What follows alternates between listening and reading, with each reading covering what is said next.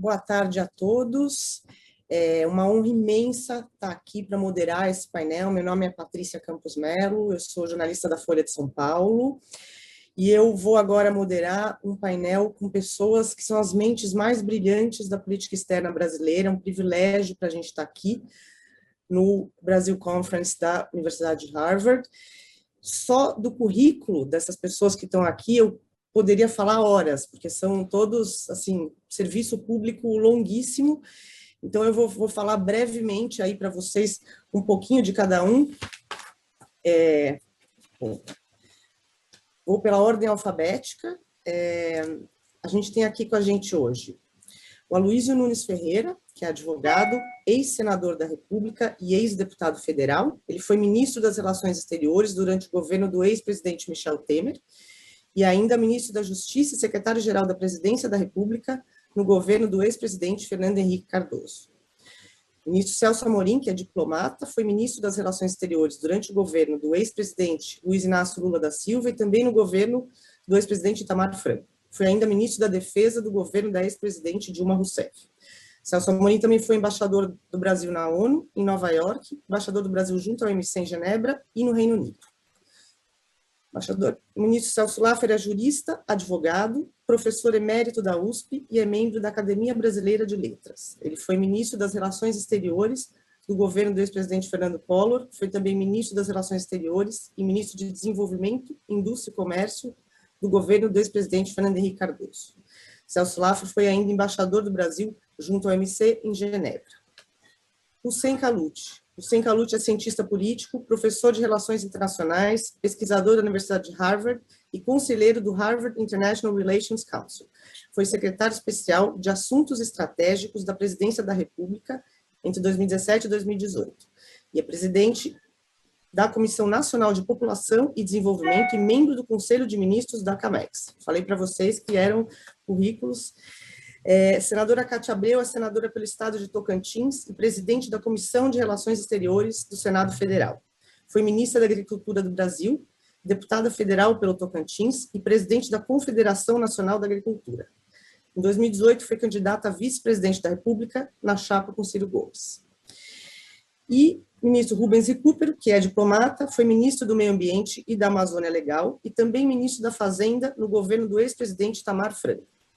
Rubens Recupero foi embaixador do Brasil nos Estados Unidos e na Itália e foi ainda secretário-geral da Conferência das Nações Unidas para o Comércio e Desenvolvimento, UNCTAD, em Genebra, de 95 a 2004, e subsecretário-geral da ONU no mesmo período.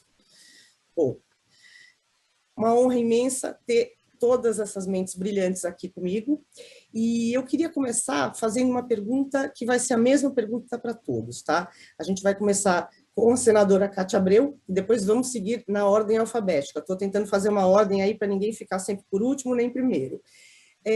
Minha pergunta é a seguinte: um ano atrás, vocês todos estavam reunidos nesse mesmo local, tirando a senadora Cátia Abreu, que agora é uma aquisição preciosa nesse ano, analisando a política externa, inclusive escreveram um artigo juntos.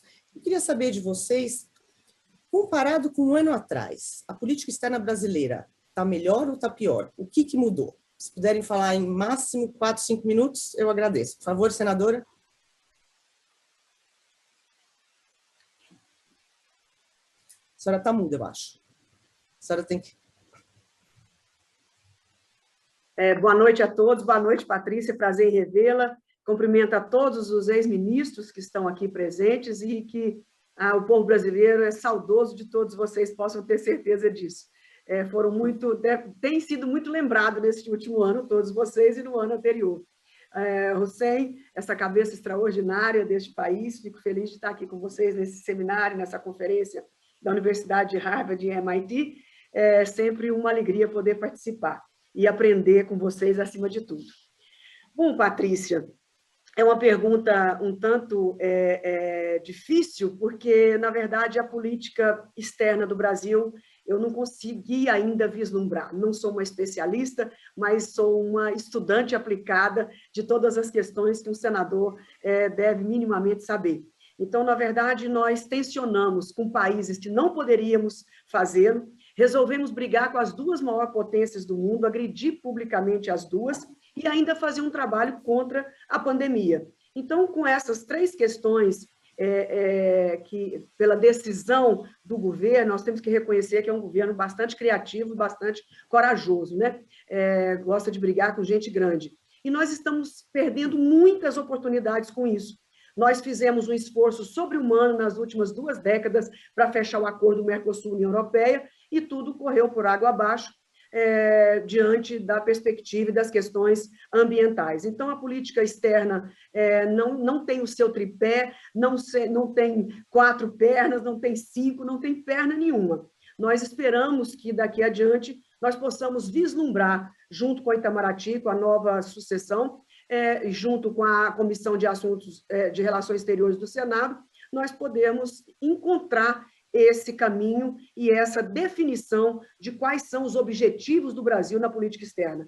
Nós vamos tratar de quê? De liderança na América Latina, na América do Sul, que perdemos nos últimos tempos. A nossa prioridade vai ser China, meio ambiente, os Estados Unidos, defesa nas questões multilaterais, a diplomacia comercial. Então, nós queremos enxergar o que o Brasil pretende, porque quando você tem um foco, quando você tem um planejamento estratégico, fica mais fácil de todos se agruparem e fazer uma força maior para que tudo possa avançar. Então, a mudança de um chanceler para outro não pode significar apenas a mudança de um chanceler um tanto maluco, né, para um chanceler educado.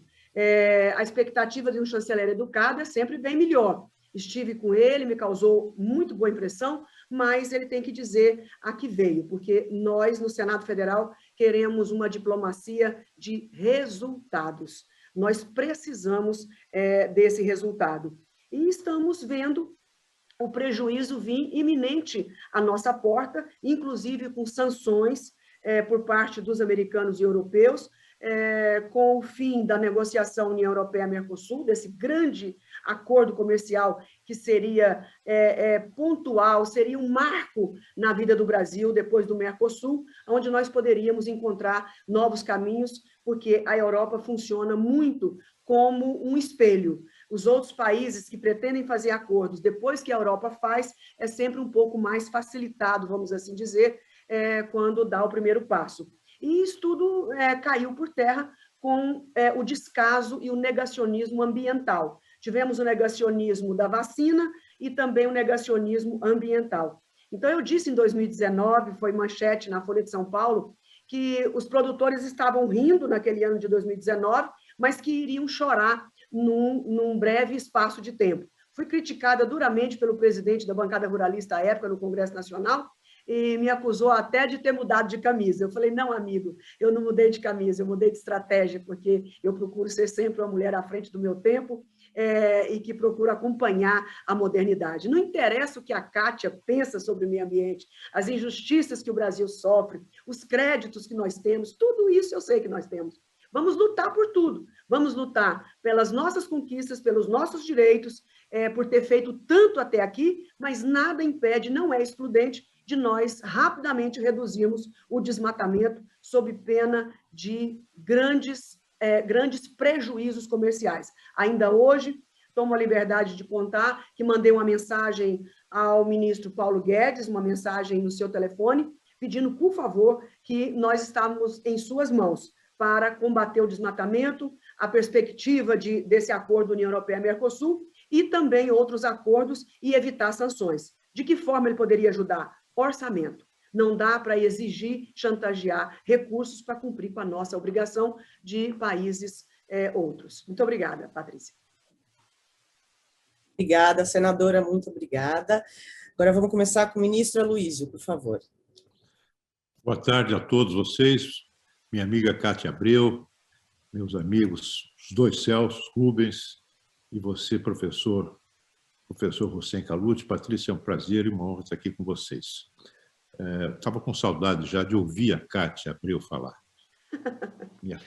Verdade. Falar e atuar também. Atuar eu acompanho sempre, mas falar fazia tempo que eu não ouvia.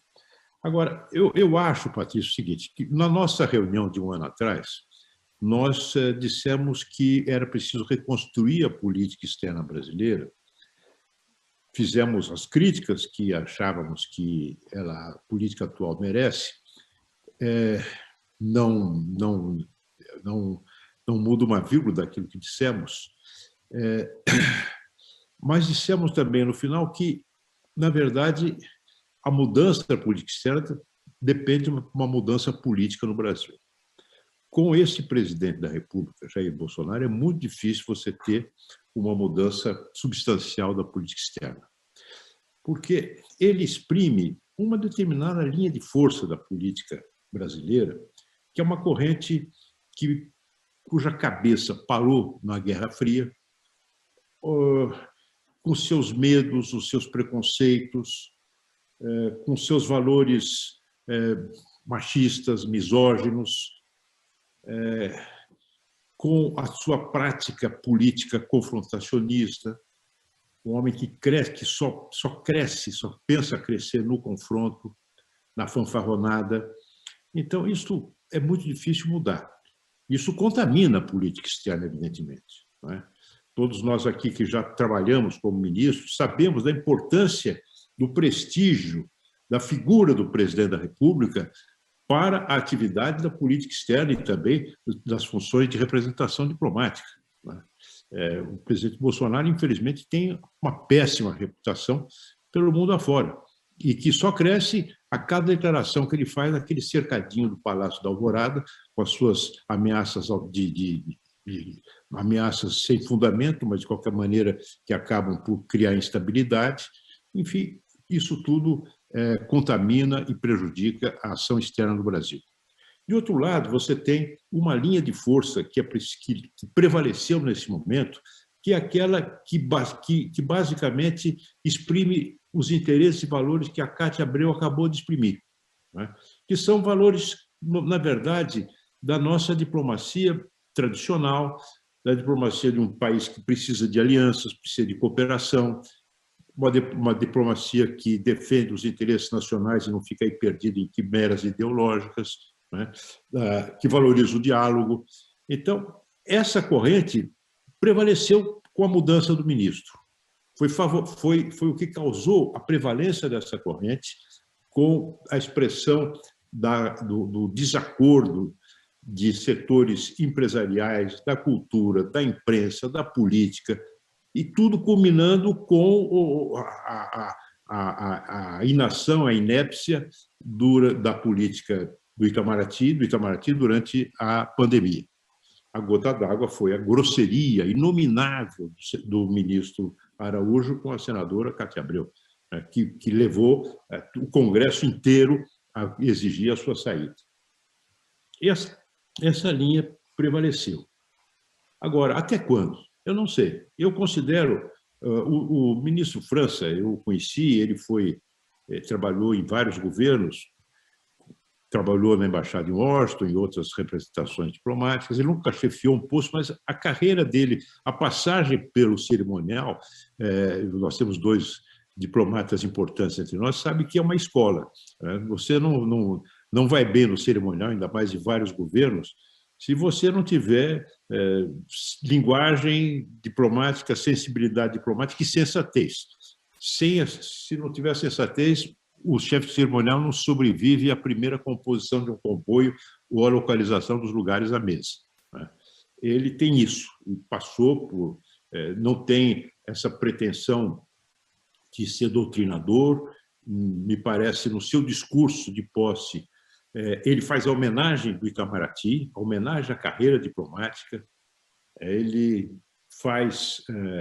aponta compromissos e urgências que são aquelas inescapáveis no momento, a saúde, a economia, a questão climática e desenvolvimento sustentável, valoriza o diálogo como método de ação política e a volta da participação do Brasil como membro ativo da comunidade internacional, sem exclusivismos, sem alinhamentos automáticos. Eu li o discurso e achei muito bom. Composição da sua equipe, pelo menos 2 postos que ele alterou agora, secretário-geral, o embaixador Simas, a chefia de gabinete, o embaixador Aquiles Zaluar, gente da melhor qualidade, Eu espero que ele consiga fazer aquilo que se espera de um ministro de Relações Exteriores no Brasil de hoje. Ele consiga se libertar da influência nefasta de um Felipe, como é o nome dele? Martins? Eu não sei o nome desse rapaz. Martins, uma coisa dessa. Felipe Martins, e do filho do Bolsonaro.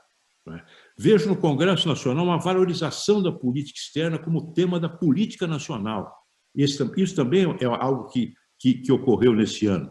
E a expressão disso é o fato de colocar uma senadora da expressão da Cátia Abreu na presidência da Comissão de Relações Exteriores do Senado e o deputado Aécio Neves na Comissão de Relações Exteriores da Câmara dos Deputados.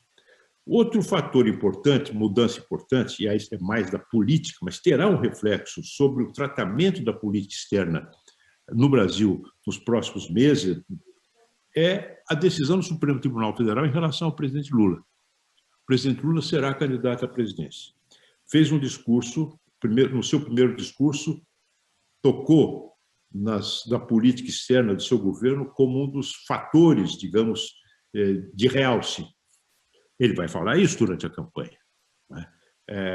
Aqueles políticos das correntes ditas do centro vão ter que dizer que venham. E, sem dúvida nenhuma, a política externa terá no meio, será, digamos, uma exigência no cardápio que os brasileiros vão examinar na hora de escolher o seu candidato. Obrigado, portanto, essas correntes a dizer o que querem para o Brasil em termos da sua presença no mundo.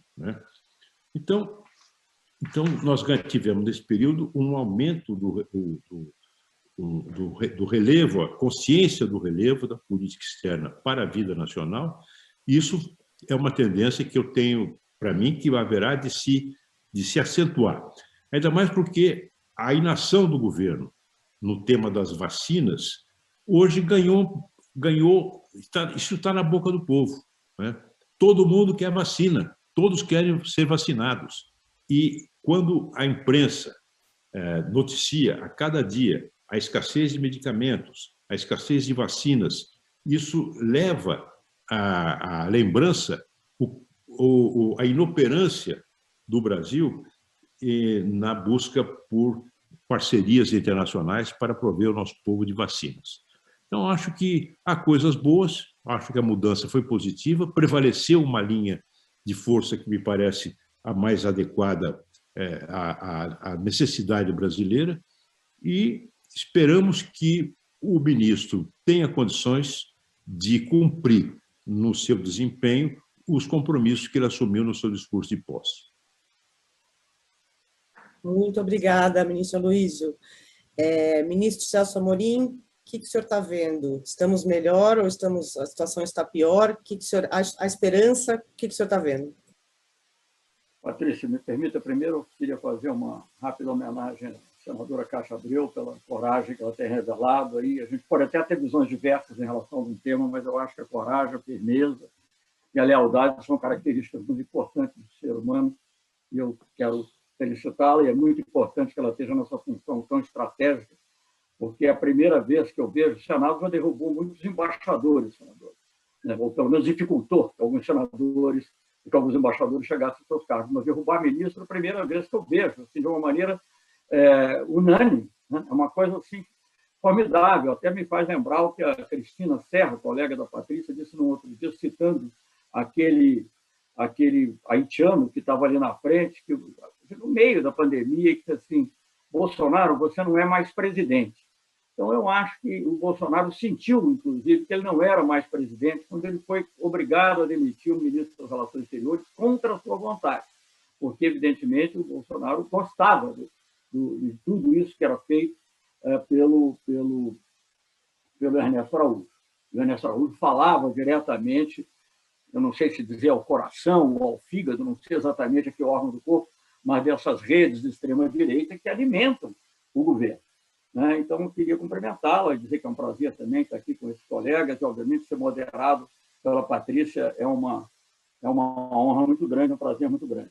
Mas eu falando muito rapidamente, porque eu queria falar uma coisa geral, mas não dá tempo. Então, eu vou começar por um comentário também já feito e tem a ver com a pergunta, se melhorou ou piorou. Patrícia, piorar acho que era impossível. O meu lema em relação ao governo Bolsonaro, e que se aplicava de maneira especial à política externa, mas não apenas ela, você pode ficar à política ambiental, à política de saúde, enfim, a várias, a educação, digamos, eu acho que eu não quero ser pedante, todo diplomata, o Rio Cooper me perdoe, a gente tem mania de falar em inglês ou em francês, mas é que acho que é mais expressivo do que você falar em português. O lema para esse governo, na minha opinião, que deve reunir todos os democratas, todas as pessoas que querem um discurso racional, é Stop the Madness. Vamos parar com a loucura. E eu acho que o que estava havendo na política exterior, aliás, a senadora já mencionou isso, que ele foi até generosa, dizendo que era um tanto maluco. O que havia na política externa era uma coisa absolutamente louca. Não dá para comentar, quando as pessoas falam assim, oposição, não dá para comentar. Não dá para comentar, porque eu acho que, digamos, você tem dentro de um círculo de racionalidade várias posições possíveis, e que a gente pode concordar ou não. O meu amigo, o Celso Laffer, falou que eu fui para Londres, fui enviado pelo Celso Laffer para ir para Londres, sucedi o Rio Cooper em Genebra, então estou falando a Luiz Nunes, até hoje nós participamos de live conjuntos, mas estamos todos, podemos ter diferenças, mas estamos todos no domínio da racionalidade, né? E o que cada um pode ver de uma maneira, o Caluto também, mas, enfim, o que havia era uma total irracionalidade. Eu falo em poucas palavras, tentar falar em poucas palavras. A diplomacia existe fundamentalmente para resolver problemas. Aliás, para resolver o grande problema que é da guerra. E nós quase entramos numa guerra com a Venezuela. Quase entramos. Aquela cena famosa na fronteira em que ele ia lá levar suposta ajuda humanitária. Se ele atravessa a fronteira, o chanceler, ele leva um tiro de um guarda nacional um pouco assim, afoito. É assim que começam as guerras. O sujeito lá, que esqueci o nome dele, que matou o arquiduque lá de Francisco Ferdinando, ele não sabia que estava começando a Primeira Guerra Mundial, ele estava praticando um ato. Então, eu acho que nós vivemos uma coisa absurda. O Brasil, um dos grandes... Dizem que o Brasil tem muito poder brando, hoje em dia nenhum, né? Mas tinha muito grande. Eu tenho que reconhecer, eu fui embaixador quando o Celso Laffer era ministro, colega do Cooper, e eu cheguei a entrar em reuniões, pedi, olha, eu quero entrar sobre a discussão de patentes, um assunto super atual, aliás, e o Celso se lembra, porque foi... Eu disse assim, não, mas eu não vou entrar na reunião, em certo momento era só Brasil e Estados Unidos, mas eu não vou entrar em reunião sem um africano, porque havia uma nuancezinha na posição africana em relação a nós. E o africano disse, mas se o Brasil entrar, nós estamos representados. Então, você vê, esse era o Brasil. Uma vez me convidam para ser presidente, quando era embaixador na ONU, senadora, para ser presidente de um comitê sobre a antiga Iugoslávia lá, e era o ministro, o embaixador japonês, que, na realidade, sogro do atual imperador, ele convida, não, queria que você fosse, estava de férias. Eu disse, não, mas por que o Brasil? Por que nós? Por que eu? Porque o Brasil é o único que a Rússia e os Estados Unidos aceitam. Eu estou elogiando o governo Fernando Henrique Cardoso, eu era embaixador do Fernando Henrique Cardoso. Nessa época, não sei se já era o Celso Laffer, não sei se ainda era o Lampreia, mas que nós estamos no domínio da racionalidade. Isso que eu quero dizer. E o Brasil tinha esse poder de atração fenomenal, que vai além do seu tamanho. Todos nós sabemos que o Brasil era assim.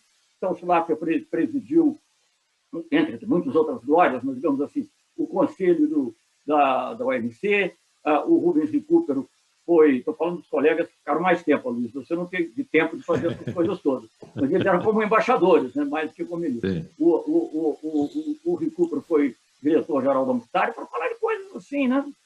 Que imediatamente vem à mente. Esse é o Brasil. Eu tive a honra de presidir o Conselho de Segurança num momento importante, presidi 3 painéis sobre o Iraque, você sabe, você acompanhou isso lá mais ou menos de perto nos Estados Unidos. Então, o Brasil era esse, e, na minha opinião, continuou sendo esse, até se fortaleceu, aí não precisamos discutir muito, mas no governo do presidente Lula. E só para contar uma historinha também do presidente Lula, para não ser injusto, uma determinada vez eu estou chegando de volta de uma viagem, me liga o ministro egípcio, viu, Celso? Isso é uma coisa interessante lá na área que você tratou muito. Eu digo o ministro egípcio, que era a Bulgate, a Ahmed Abulgate, depois foi secretário-geral da Liga Árabe, não sei se ainda é, me liga para dizer o seguinte, está falando daqueles problemas de assentamentos israelenses em Jerusalém Oriental, ao mesmo tempo tinha Gaza, assim, Celso, peça, todo mundo sabe que o Egito é um país muito orgulhoso, Eles consideram o Cairo o farol do Oriente Médio. Sempre tinha uma discussão, como existe o BRICS, não vai ter o Cairo, o farol do Oriente Médio. Como é que vocês pensam que o Conselho de Segurança Ampliado não vai ter o Egito? Mas, enfim, então ele me liga, estou chegando já e diz assim, Celso, fale ao Lula para ligar para o Shimon Peres, que não era o primeiro-ministro, mas era presidente, sempre foi um homem de grande influência, obviamente. Peça ao Lula, não subestime a influência do Brasil. Você pode imaginar alguém ligando para o presidente da República pedindo isso? Não existe. Não existe, porque eu não vou nem entender. Agora, eu não sei se ainda tem um minutinho, só para dizer que eu também acho que melhorou o estilo. Melhorou o estilo. Não há a menor dúvida que esse rapaz, eu não conhecia, ele não era um diplomata muito conhecido. Quando eu vi a fotografia, reconheci, porque ele foi do cerimonial da presidenta Dilma, e eu acho que também trabalhou na Bolívia, no tempo que eu viajava muito para a Bolívia, mas ele, pelo nome, eu não conhecia. Mas ele é uma pessoa, como disse um jornalista do Valor, voltar ao normal já é uma coisa excepcional. Ele fez um discurso que teria passado despercebido em outros momentos, mas agora é excepcional, porque ele não resolve Maria em Tupi-Guarani, não citou grego clássico para falar. Então, só isso já foi fenomenal, as pessoas ficaram aliviadas. Depois teve uma fala para casa também muito assim, tranquilizante, citou o fato da primeira mulher da turma, da primeira pessoa da turma dele ter sido promovida, ter sido uma mulher, que é a Gisela Padovan, que trabalhou com muitos de nós, comigo, inclusive, muito tempo, inclusive nos painéis sobre o Iraque. Enfim, então, foi diretora do Rio Branco, com o Luiz, né? Enfim, então, só falar essas coisas já é excepcional. Agora, eu acho que com o Bolsonaro não vai mudar.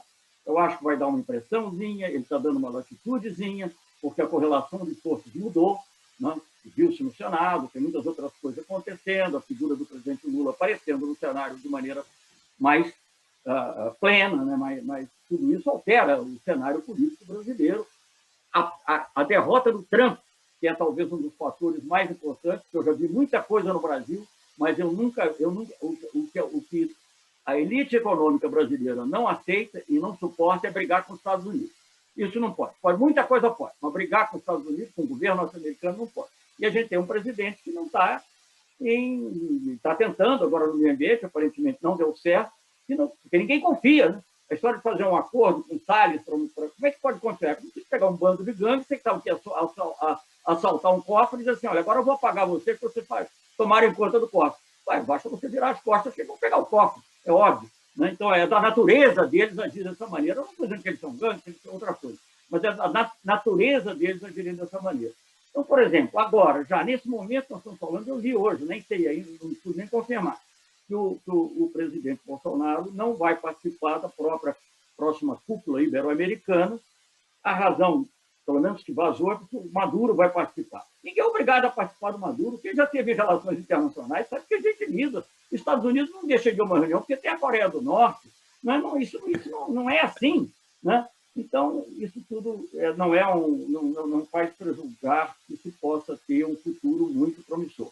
Se houver tempo depois, eu gostaria de pensar o que vai ser a política, o que terá que ser a política externa no mundo pós-pandemia, ou ainda pandêmico, porque nós não sabemos quanto tempo isso vai durar e que novos desafios isso coloca para as jovens gerações de diplomatas. Obrigado. Muito obrigada, ministro. Na próxima rodada de perguntas, eu vou ter que ser a polícia do tempo, tá? Que eu estou vendo o professor Hussein Kaluti já me olhando feio, assim, mas essa, como é uma pergunta complexa, vocês estão dando respostas complexas. Por favor, ministro Celso Laffer. Obrigado, Patrícia. É um prazer estarmos aqui sendo moderados por você. Minhas homenagens à senadora Cátia Abreu, que, como sempre, coloca com a maior clareza, eu estou de pleno acordo com as suas observações, como estou de pleno acordo com aquilo que o nosso Aloysio colocou e o que o meu amigo Celso Amorim também colocou, porque, enfim, na nossa posição colocada no painel do ano passado, nós estávamos todos num círculo de racionalidade. E justamente aquilo que nos indignava era esta extrapolação para fora daquilo que era a admissão da diplomacia, da política externa e o círculo de racionalidade. O que nós dissemos no ano passado? Que, enfim, a política externa do Bolsonaro era um equívoco, ela não avaliava as nossas necessidades internas, nem avaliava corretamente as nossas possibilidades externas, ela gerava o nosso isolamento internacional, ela não enfrentava a pauta dos nossos interesses e ela estava tendo consequências muito graves para o nosso relacionamento com os nossos vizinhos, com os nossos parceiros comerciais, para a nossa presença multilateral. De lá para cá, o que mudou? Acho que a primeira coisa que mudou foi o fato de que a política externa hoje não é mais o domínio reservado do governante. Ela passa também pela sensibilidade da sociedade civil, pelos interesses, pelos valores. Ela passa por uma agenda da opinião pública. E esta agenda da opinião pública foi crescentemente se manifestando em termos da sua inconformidade com a política externa como uma equivocada política pública. E, sem dúvida nenhuma, talvez o que tenha trazido isto para a primeira plana tenha sido a pandemia e o capítulo de que a diplomacia de vacinas se transformou num item prioritário da política internacional dos países. E tem uma outra dimensão. Esse capítulo da diplomacia de vacinas mostra que um componente da política externa é o componente de gestão de riscos. E a percepção de que o governo Bolsonaro não era capaz de administrar risco ficou visível no capítulo da pandemia e ficou visível também em todas as outras áreas. Ficou visível na área do meio ambiente, ficou visível na sua relação com o agronegócio, ficou visível em matéria dos investimentos que se viram retraindo em relação ao Brasil, ficou visível em matéria das dificuldades que nós temos de acesso a mercados. Então, isso foi crescendo de tal forma, naturalmente, aquilo que se articula pela mídia, pelas instâncias da sociedade civil, tem a sua ressonância no Congresso, e teve. E aí, naturalmente, a atuação da nossa senadora foi decisiva, tendo em vista a maneira pela qual o Ernesto desconsiderou aquilo que nenhum dos ministros da nova República desconsiderou, que a agenda da opinião pública é uma responsabilidade do chanceler e ela é uma condição de sustentabilidade da política externa.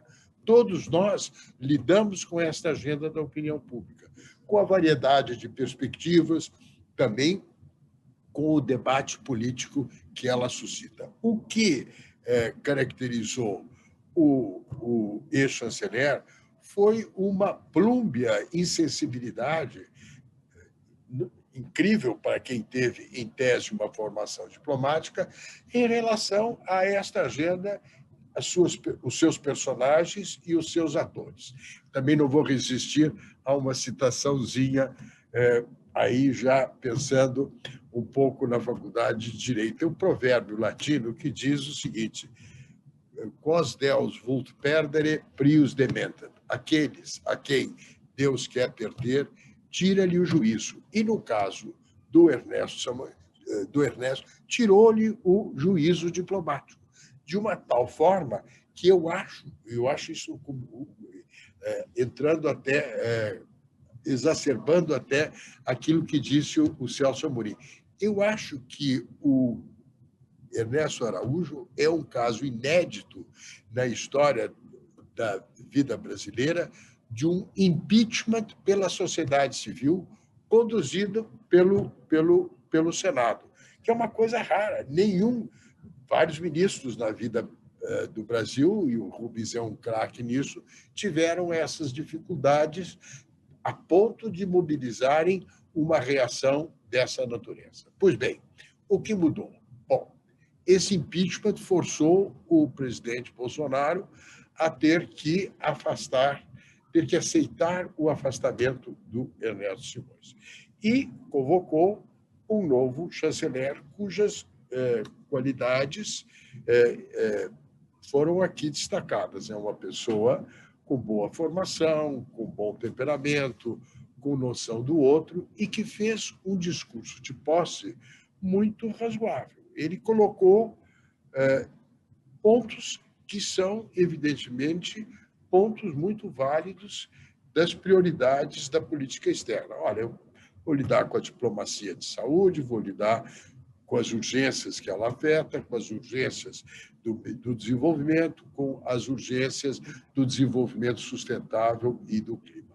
Quer dizer, ele fez um discurso conceitual muito objetivo, sem citações, diga-se de passagem, para fazer também uma autocrítica a quem tem um gosto pelas citações, mas muito ao ponto. Naturalmente, fica a pergunta: terá ele condições de conduzir isto que ele propôs? Esta é a pergunta.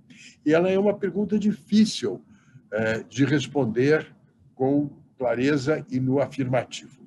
Acho que o governo se confronta com uma exacerbação de insatisfações com a sua condução de todas as políticas públicas. Acho que isso é um dado. Por outro lado, o presidente da República é o responsável pela condução da política externa.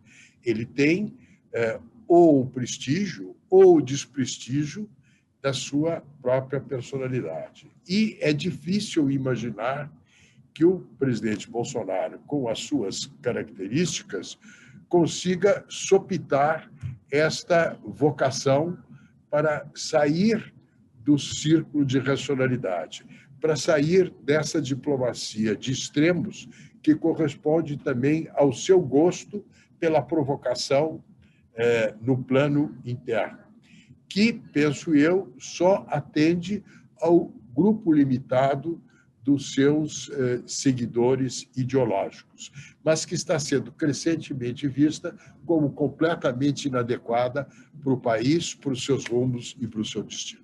Obrigado. Muito obrigada, ministro.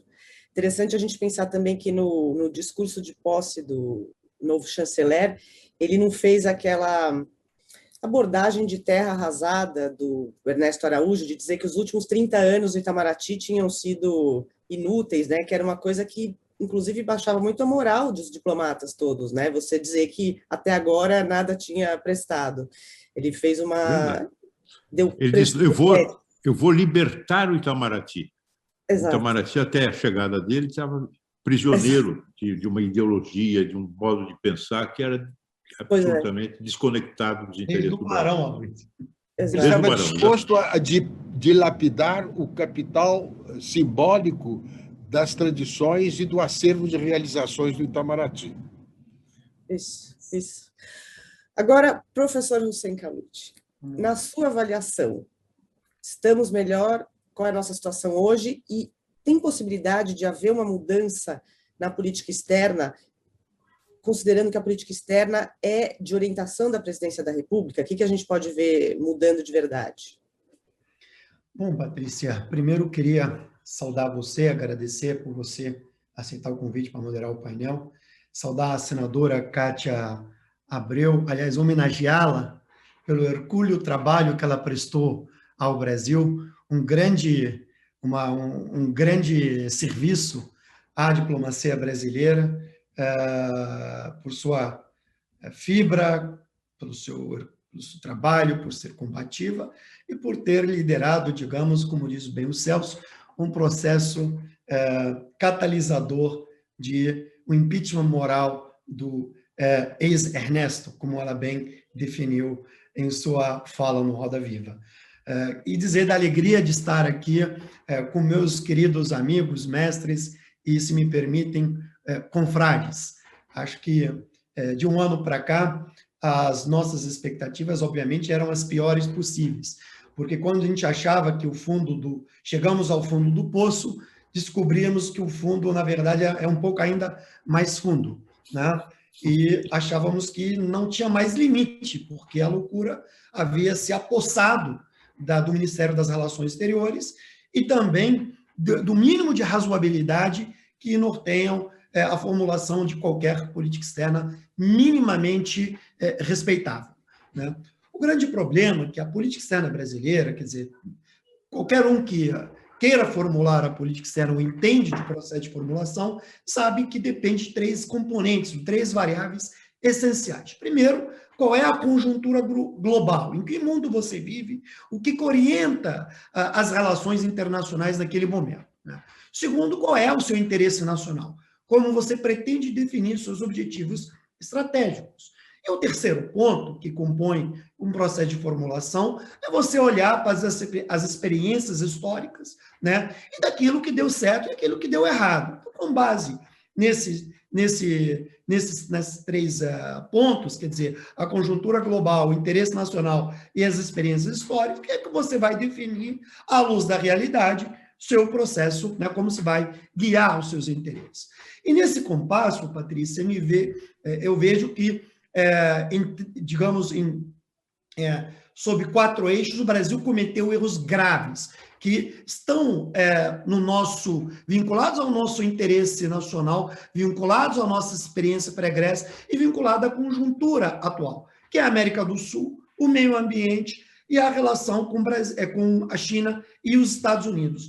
E os equívocos foram tremendos nesses 4 aspectos. Quer dizer, a relação na América do Sul se tornou numa relação que quase que uma camisa de força aos interesses nacional brasileiro, que o Brasil friccionava e ia quase para uma guerra com a Venezuela, ao mesmo tempo que tensionava a sua relação com a Argentina, de modo que, na América do Sul, deixamos de ser um farol para o desenvolvimento ou indutores de um processo de paz mais constante com os nossos interesses estratégicos. Se você olhar no tema meioambiental, é uma calamidade internacional. Não precisamos ir muito, porque o Brasil regrediu nesses 2 anos do meio ambiente, né, tudo o que avançou nos últimos 30 anos. Né?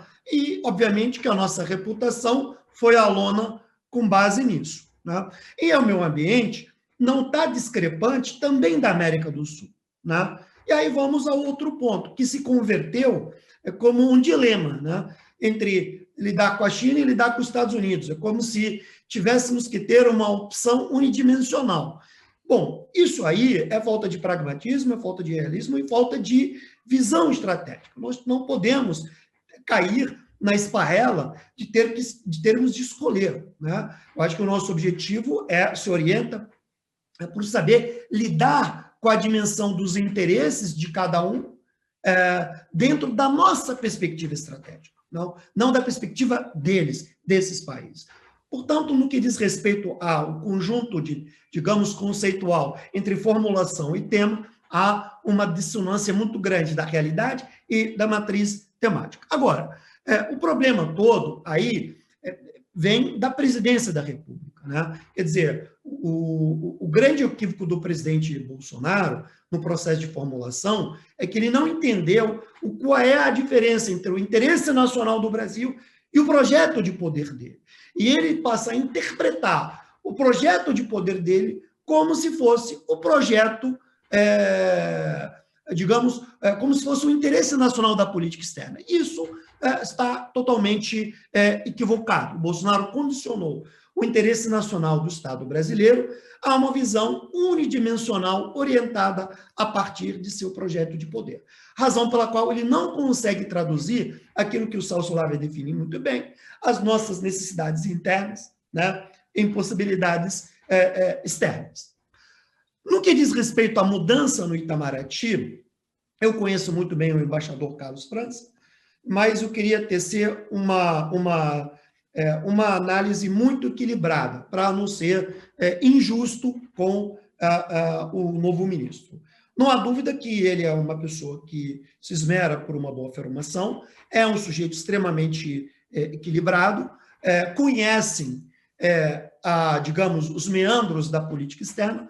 No entanto, é importante não elevar as expectativas, porque com o Bolsonaro nós temos que ter clareza que a execução da política externa depende muito, e até seu processo de mudança, de autonomia e independência. E eu não sei até que ponto esse ministro, o ministro Carlos França, terá autonomia e independência para fazer as correções de rumo nas linhas da política externa.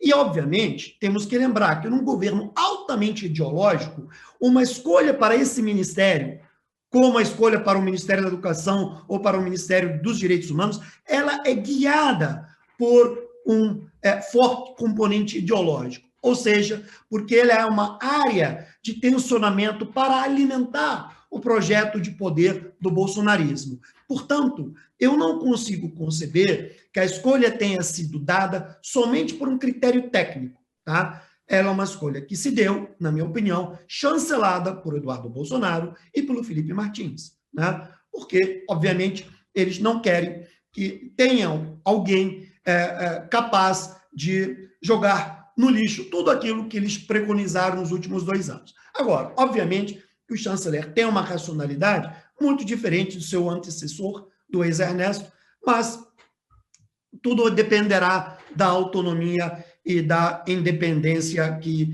ele terá. É importante lembrar que ativismo diplomático não é política externa, são coisas muito diferentes. Ativismo diplomático ligar para cá, falar com o ministro dali, etc., não necessariamente se traduz em resultado.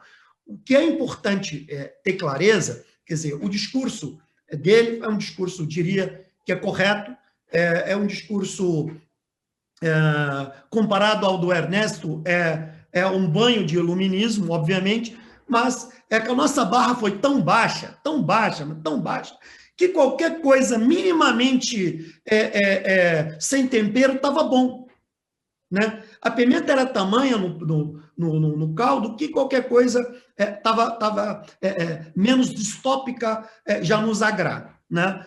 Obviamente que essa lua de mel com o Congresso, com a sociedade, tem um prazo de validade. Como diz a senadora Cátia Abreu, vai precisar de uma diplomacia de resultados. Então, é preciso endereçar a pandemia, o tema ambiental e os nossos interesses econômico-comerciais. Agora, como fazer isso? Manter as mesmas linhas, não haverá como ter uma diplomacia, uma política externa de resultados. Tá? Agora, uma grande mudança nas linhas da política externa, eu só espero em 2023, se o Brasil for premiado com uma nova presidência, de um novo presidente. Se o atual presidente continuar, obviamente, as linhas, na minha opinião, seguirão sendo, infelizmente, as mesmas. Mas, como disse Celso Amorim muito bem, devolver o domínio da racionalidade ao Itamaraty para esses 2 meses será muito bom. A ver o que acontece depois desses 2 meses mais à frente. Muito obrigada, professor. A gente nunca celebrou tanto monotonia, né? Coisa sem sal, isso é tão bem-vindo agora. Ministro Rubens Recupero, queria que o senhor falasse um pouco o que mudou, né? Desde a última vez que vocês se uniram aí, cada um no seu estilo, cada um na sua abordagem, mas unidos na racionalidade, na civilidade, e também um pouco à luz da história, né? Estava pensando no seu livro maravilhoso sobre a construção, diplomacia na construção do Brasil, no contexto histórico, né? O que a gente pode ver disso? Boa noite, Patrícia. É um prazer também ser coordenado por você, e eu também quero aqui dirigir minha homenagem à senadora Cátia Abreu e manifestar a alegria de estar com todos os queridos amigos, né? Eu diria de saída, viu, que a senadora Cátia Abreu foi muito feliz na intervenção dela, porque ela falou dentro do tempo e ela praticamente disse tudo, né? Ela tocou nos principais temas, os demais que vieram em seguida aportaram cada um alguma coisa nova, de forma tal que nós temos praticamente já um balanço completo do que foi a gestão passada, né? Basta dizer que ela foi, para responder a sua pergunta do contexto histórico, sem nenhuma dúvida, o ponto mais baixo da história das relações internacionais do Brasil desde a independência. Não há nenhum outro momento da vida internacional do país que nós tenhamos chegado a esse ponto tão baixo. Por isso, até, de certa maneira, é que há um sentimento de alívio, né? Eu diria até em uma palavra, o sentimento que todos têm é de alívio, porque já não estamos mais naquele pesadelo, né? Houve até uma brincadeira que correu no Itamaraty, dizendo que o novo ministro tinha a mesma situação de um técnico de futebol que fosse substituir o Filipão na seleção brasileira depois do 7-1 frente à Alemanha, né? Realmente, depois do 7-1, qualquer técnico de futebol é considerado um gênio, né? Na verdade, é um pouco mais do que isso, né? Eu acho que o ministro mostrou no discurso e na mensagem aos funcionários bastante qualidade de bom senso. Ele tocou em todas as teclas, evitou tocar nas teorias conspiratórias. Curiosamente, ele relegou o Ernesto Araújo à lata de lixo da história só com uma frase. O único elogio que ele faz ao Ernesto é que o Ernesto facilitou a transição. É o único mérito que teve o Ernesto. Depois disso, não houve mais nada em relação a ele. Agora, dito isso, sabe, uma coisa é mudar o ministro, mudar o estilo, mudar até o discurso. Outra coisa é mudar a política externa, né? A política externa é outra coisa, diferente disso tudo, né? Havia sinais já de mudança antes até da saída do Araújo, né? Por necessidade de não ser retalhado pela China, pelo problema das vacinas, o Ernesto já tinha sido praticamente afastado da interlocução com a China, né? Antes mesmo dele sair, né? Portanto, havia sinais de que o governo estava começando a adotar uma linha, no fundo, de sobrevivência, né? Não era mais do que isso, que é o que nós vemos agora de novo nessa carta de ontem ao presidente Biden, com 7 páginas, né? Que é uma carta que é um amontoado de mentiras, né? É bem escrita, já se vê que há um profissionalismo, mas é quase tudo falso ou então meias-verdades, né?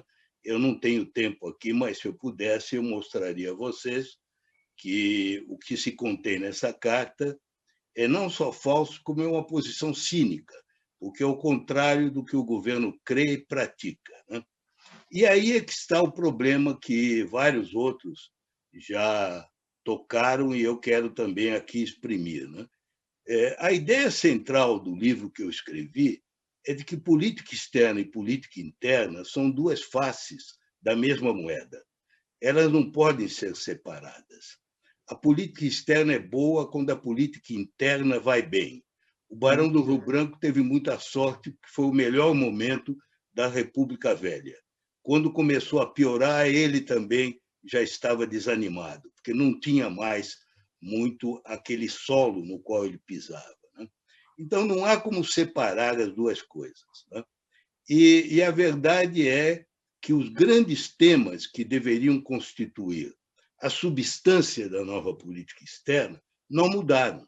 Nada mudou na pandemia, nada mudou no meio ambiente, nada mudou no tratamento aos povos indígenas, nada mudou em direitos humanos, direitos da mulher, direitos de reprodução, igualdade de gênero. Esses são os temas que alimentam a diplomacia. Fora disso, a diplomacia é uma casca, é um estilo. É como se dizia antigamente de um grande escritor português, um estilo à procura de um assunto. O estilo precisa ter um assunto, e o assunto tem que ser dado pela política interna.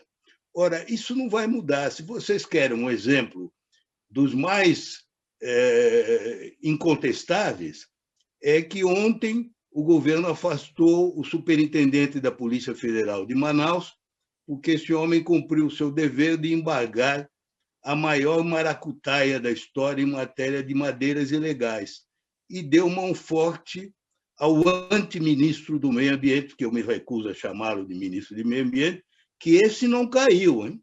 Não caiu na reforma, nem está ameaçado. Então, esses que são realmente os espíritos negativos do governo estão aí. E o França tem que comer da mão deles. Por melhor que ele seja, por melhor que sejam seus auxiliares, eu vou dar um exemplo. O primeiro grande teste internacional que o França vai ter, que o Bolsonaro vai ter, será agora, quinta-feira da semana que vem, na reunião da Cúpula do Clima, no Dia da Terra, dia 22 de abril. Ora, quem está à frente das negociações do Brasil, que fala com Kerry, é o Ricardo Salles, não é o Itamaraty, compreende? É o Ricardo Salles, que está numa posição de chantagem. Me dá um dinheiro aí, me dá 1 bilhão para que eu possa limitar o desmatamento a 40%. Então, é óbvio que já se vê, nesse caso, que não está mudando a substância da política. E eu não vejo nos outros terrenos também sinais de mudança, né?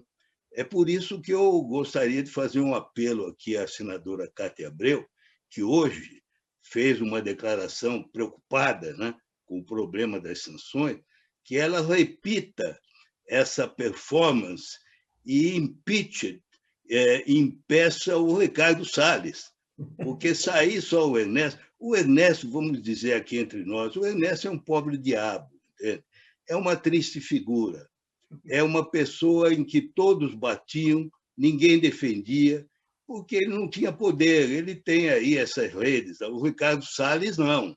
O Ricardo Salles tem a sociedade rural, tem um setor grande do agro, a senadora Cátia Abreu não vai me desmentir, ela sabe que nem todo mundo no agro é progressista, tem muita gente que tem essa linha, o Naban Garcia, que tem muita força no Ministério da Agricultura. Então, os madeireiros ilegais, os garimpeiros ilegais, essa gente toda é a base de apoio do Bolsonaro na Amazônia. Agora, isso não somos nós apenas que sabemos. Os americanos sabem. Você sabe que hoje houve uma carta, uma mensagem ao Kerry, enviada por 15 senadores democratas americanos de peso, né? Os de mais peso, né? Porque estão entre eles o Patrick Leahy e o Menendez, os presidentes da Comissão de Relações Exteriores e do Orçamento. E o que eles dizem, basicamente, olha, não se deixe enganar, esse governo não merece, esse governo Bolsonaro não merece fé. Então, é preciso não confiar nele. É por isso que eu aqui concluo meus minutos, dizendo, como os meus colegas disseram, que eu, pessoalmente, nunca tive ilusões, né? Eu acho que o máximo que se pode ter é conter o dano. Se nós conseguirmos conter o dano até o fim do governo, já é uma grande conquista. Eu não acho que vai se conseguir mais, nem em relações internacionais, nem em outros domínios, por causa da natureza intrinsecamente perversa deste governo. A única forma de solucionar isso é afastar esse governo. Eu sempre achei que era um caso de impeachment. É incrível que o país tenha hoje, está se aproximando de 400 mil mortes, e as pessoas que fazem parte da vida política não tenham a coragem de colocar esse problema em pauta, né? Mas, enquanto isso não acontecer, infelizmente, teremos mais sofrimento pela frente.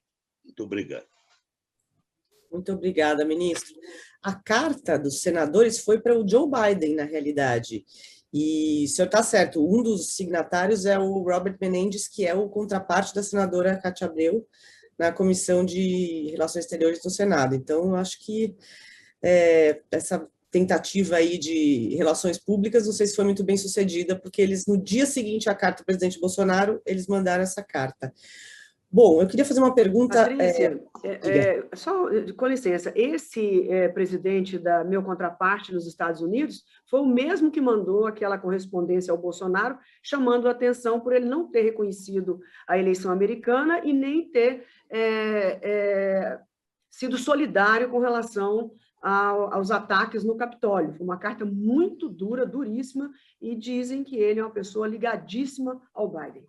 Exatamente. complementar. Ele falou isso e criticou também o Ernesto Araújo, que chamou de cidadãos de bem as pessoas que invadiram o Capitólio. Isso. Então, ele pediu uma retratação. E ele não é da ala da esquerda do Partido Democrata, ele é um cara muito moderado, então não é assim só a ala esquerda. Bom, agora eu queria fazer uma pergunta, a senadora está quase ganhando uma comenda de salvadora da política externa, aqui de todos os... Já ganhou. Né? Já ganhou, né? Eu Já queria dado fazer por todos nós aqui. Pois é. A senhora vem sendo uma voz de equilíbrio, o governo vinha tendo acumulado assim, conflitos com a China, com o embaixador da China, e tinha uma posição aí muito ideológica, mesmo de sinofobia. Como é que a gente pode equilibrar isso, você não ter essa posição tão anti-China ideológica, mas com uma abordagem cuidadosa? Por exemplo, alguns países, Austrália, Reino Unido, Japão, Estados Unidos, vetaram a Huawei do 5G. No Brasil parece que isso não vai acontecer, mas como é que a gente deveria encarar a China e uma suposta ameaça da China? Patrícia, eu, na verdade, enxergo muito mais um temor americano e que, ao longo de muitos anos, sempre disseminou esse preconceito contra a China. Eu sou democrata, acredito na democracia, na liberdade, mas não tenho preconceitos e não acho que a China quer implementar um sistema de governo no mundo. Então, o que acontece? Os Estados Unidos decidiu a sua política externa em poder, tecnologia e defesa. Então, a China, de certa forma não totalmente, ameaça os Estados Unidos em duas principais áreas, que é defesa e tecnologia, né, que eu acho que eles estão preocupadíssimos. Eles chegam a verbalizar claramente, sem o menor constrangimento, que nós temos que ficar do lado de cá, que aqui são os parceiros do Brasil, ou seja, os Estados Unidos, e que lá é o ditador, junto com A, com B, eu prefiro nem citar os nomes, porque é verbalizado isso por americanos que eu conversei durante todo esse período por conta das vacinas. Então, esse temor com relação à China, eu pergunto sempre, e disse em alguns momentos, será que as pessoas pensam que a CIA é uma igreja que vive rezando? Israel, que tem também os seus instrumentos modernos de inteligência, será que essas pessoas todas fazem o que a China não faz? É isso?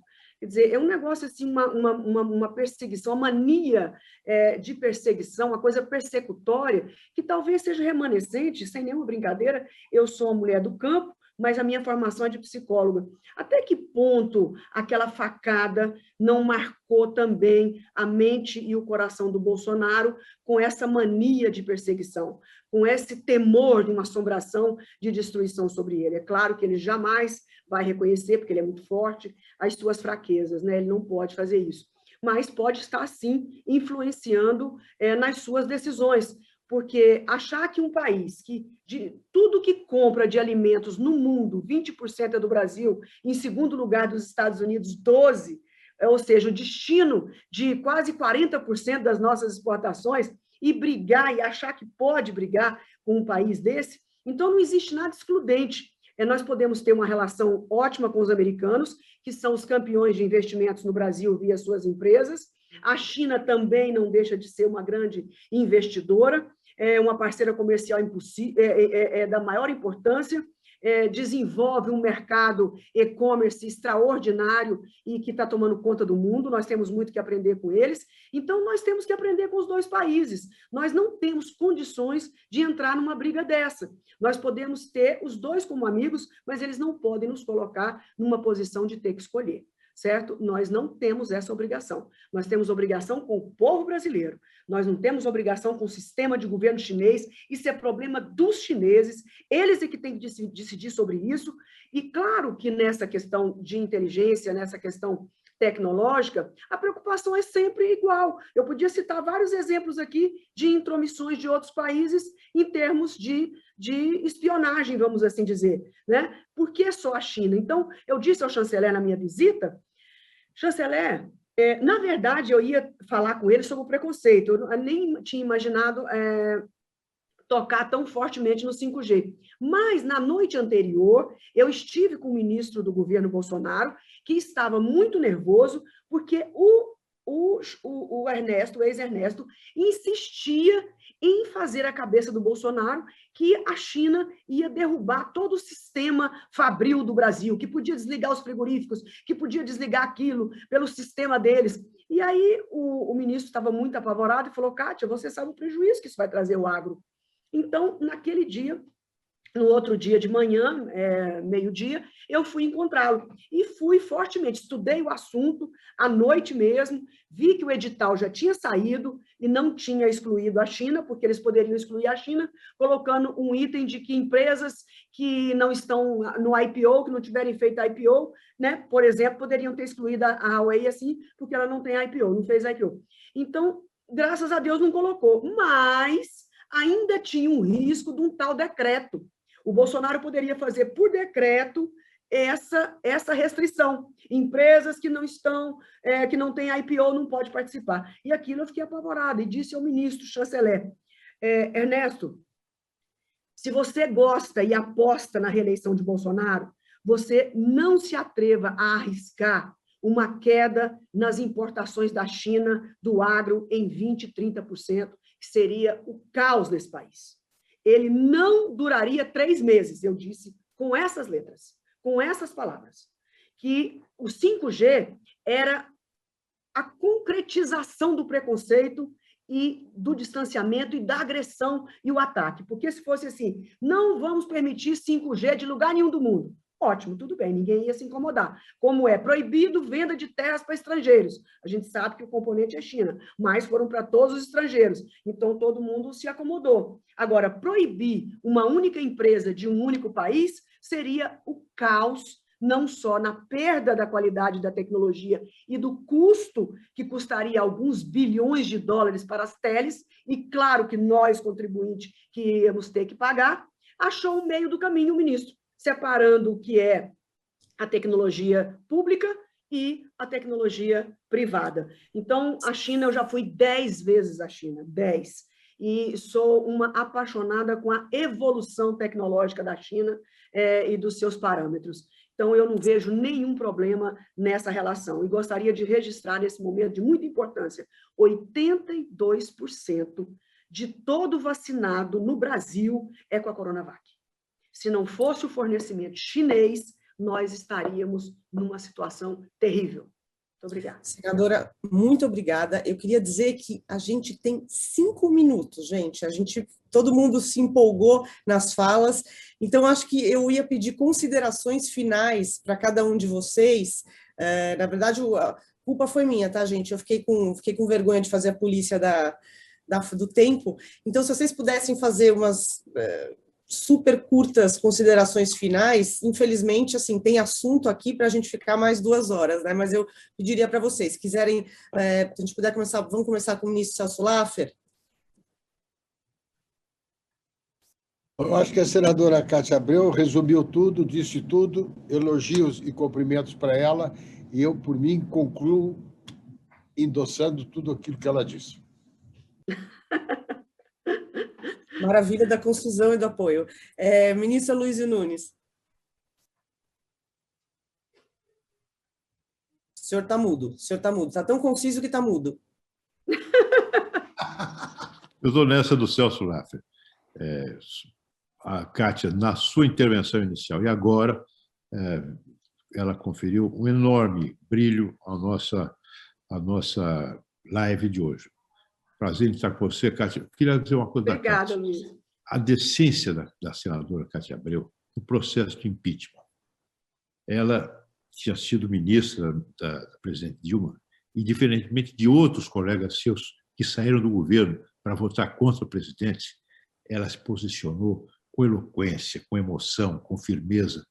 Para mim, isso mostra a grandeza da alma da minha querida amiga Cátia Abreu. Obrigada, amigo. Muito obrigada, ministro. Ministro Celso Amorim, por favor. Eu também participo dessa unanimidade. Eu acho que eu até ia dizer uma outra coisa, que se o presidente Bolsonaro quisesse mudar realmente a política externa, ele nomearia, não sei se se a senadora Cátia Abreu aceitaria, mas nomearia a senadora Cátia Abreu como ministra das Relações Exteriores, que é uma pessoa que tem poder próprio, dimensão própria, opinião própria. Um diplomata jovem, que não teve ainda experiência, sequer não acumulou, não é, digamos, você pegar um recupero, que já tem uma bagagem, então, se você puser o recupero, ele significa alguma coisa. Um rapaz que por mais competente e bem intencionado que seja, que não traz com ele nenhuma força de poder própria, ele não pode fazer nada. Então, nós vamos ter que nos confirmar, pelo menos, que o nível de loucura seja mais baixo. Mas o recupero não foi sequer autorizado. O recupero foi sequer autorizado a ser... Está me ouvindo? Foi sequer autorizado a prefaciar um belíssimo livro do embaixador Sinésio Góes, que seria publicado pela Fundação Nossa do Itamaraty. O ministro vetou a publicação do livro pela Fundação Alexandre Guzmão. O que a Fundação Alexandre Guzmão andou fazendo é melhor também. Virou uma barbaridade. Com ela tão cedo. O pobre Alexandre Guzmão deve estar sofrendo. Ministro Recupero, se o senhor puder fazer umas palavras aí. Me somando aos demais, né? Eu só quero dizer que o importante agora é, no que resta deste governo, fazer contenção de dano e preparar a campanha eleitoral do ano que vem para que, de fato, como o senador Aloysio tinha dito, ele já tinha mencionado que, provavelmente, pela presença do Lula, já o tema vai estar presente. Mas é bom que a gente se prepare, né? E que os candidatos tenham que se pronunciar e que se preparem e estudem, né? Esses grandes temas que, como eu disse, não são diferentes da política externa. Entende? O candidato à presidência tem que dizer o que é que ele pretende na Amazônia, em meio ambiente, na mudança de clima, na questão dos indígenas, das reservas indígenas, na questão dos direitos das mulheres, da igualdade de gênero. Então, todos esses temas têm que estar presentes porque eles têm uma dimensão internacional. Infelizmente, o que a gente vê nas campanhas é que os candidatos, em geral, eles não são perguntados sobre isso e, quando são perguntados, não estão preparados e saem com evasivas. Então, temos que preparar esse futuro. É isso que eu almejo que se faça. Muito obrigada, ministro. E agora, para concluir, professor, secretário Hussein Kaluti, suas considerações finais. Bom, primeiro, Patrícia, eu quero te agradecer pela, de verdade, ótima moderação. Você deixou todo mundo falar, mas aqui todo mundo apresentou ideias extraordinárias. E acho que o objetivo do painel também era condecorar a senadora Cátia Abreu e reconhecer o belíssimo trabalho dela. E como diz o Celso Amorim, eu endosso Cátia para o Ministério das Relações Exteriores, porque ela tem um peso, gravitacional. Futuro governo, não agora.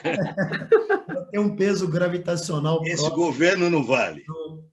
E uma visão de mundo, sem dúvida nenhuma, privilegiada. Eu queria concluir, agradecer a todos vocês, agradecer à Brasil Conference pela oportunidade de a gente ter que debater novamente a política externa numa circunstância ainda ruim e péssima, mas talvez sob um ângulo menos pior do que da outra vez, levando em consideração que a racionalidade talvez poderá voltar a ser vista no desempenho das funções diplomáticas. É bom lembrar que a imagem do Brasil no mundo, a imagem de um país no exterior, ela é, ipsis literis, reflexo da qualidade de seu governo. E eu não acho que a nossa imagem lá fora mudará do dia para a noite, levando em consideração que nós temos um governo de baixíssima qualidade técnica e baixíssima qualidade política, né? Isso não vai mudar. Então, muito obrigado. Patrícia, te devolvo a palavra. Agradecer. Muito. Patrícia, meio segundo. Só para dizer o seguinte, não, porque eu deixei uma pessoa, era o nome de uma pessoa que eu tinha falado, a pessoa que tinha feito o atentado, já recebi de um ex-assessor, Gavrilo Príncipe, eu não lembrava do atentado de Sarajevo. Então tá bom. Patrícia, só um minuto, meio minuto, e eu gostaria de agradecer a esses professores aqui presentes e queria pedir a ajuda de vocês para construir essa agenda da CRE, para que nós possamos fazer com que a CRE, o Senado Federal, possa ter uma atuação tão completa e tão forte como o parlamento americano. Nós não queremos mais apenas aprovar diplomatas, embaixadores para o mundo. Nós queremos construir a política externa brasileira ativamente, acompanhar todo o funcionamento dessa política externa, queremos acompanhar todos os acordos comerciais do começo ao fim, queremos garantir que todos os setores sejam ouvidos, queremos acompanhar par e passo todas essas questões. Queremos entender o perfil dos diplomatas indicados e queremos metas muito claras de cada um deles. Não se trata de sabatinar negativamente os nossos diplomatas, absolutamente. Queremos tirar tudo o que eles podem fazer, porque eu acredito na Escola Rio Branco, acredito na nossa diplomacia, e eu tenho certeza que eles têm muito a definir, muito a fazer.